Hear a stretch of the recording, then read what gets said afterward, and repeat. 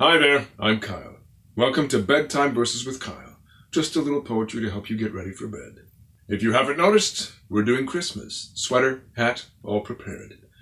So we're going to start with a very famous one called A Visit from St. Nicholas, written in 1823 by Clement Clarke Moore. We know the poem, but I don't think we know who wrote it. Here we go.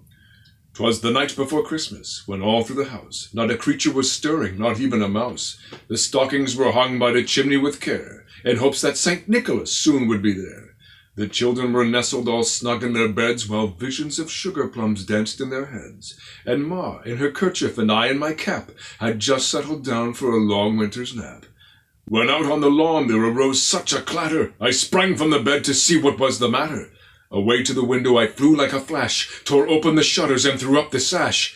The moon on the breast of the new-fallen snow gave the luster of midday to objects below, when what to my wondering eyes should appear but a miniature sleigh and 8 tiny reindeer. With a little old driver, so lively and quick, I knew in a moment it must be St. Nick.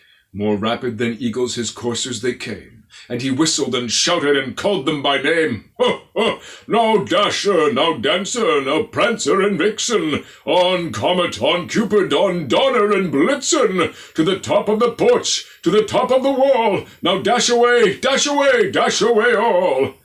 As dry leaves that before the wild hurricane fly, when they meet with an obstacle mount to the sky, so up to the housetop the coursers they flew, with the sleigh full of toys, and St. Nicholas too. And then in a twinkling I heard on the roof the prancing and pawing of each little hoof. As I drew in my hand and was turning around, down the chimney St. Nicholas came with a bound. He was dressed all in fur, from his head to his foot, and his clothes were all tarnished with ashes and soot. A bundle of toys he had flung on his back, and he looked like a peddler just opening his pack. His eyes, how they twinkled, his dimples, how merry! His cheeks were like roses, his nose like a cherry. His droll little mouth was drawn up like a bow, and the beard of his chin was as white as the snow. The stump of a pipe he held tight in his teeth, and the smoke it encircled his head like a wreath. He had a broad face and a little round belly, that shook when he laughed like a bowl full of jelly. Ha, ha, ha!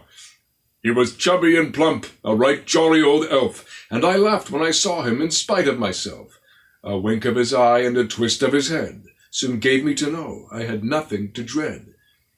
He spoke not a word, but went straight to his work, and filled all the stockings, then turned with a jerk, and laying his finger aside of his nose, and giving a nod up the chimney he rose.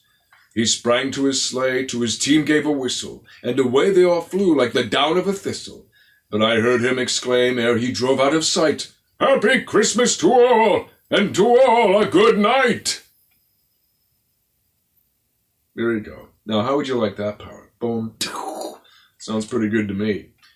Thanks again for joining me for Bedtime Verses with Kyle. You can follow me here or subscribe to my YouTube and my website, and there'll be new readings every weekday night at 11 p.m. Eastern Time. At 11 p.m. Eastern Standard Time.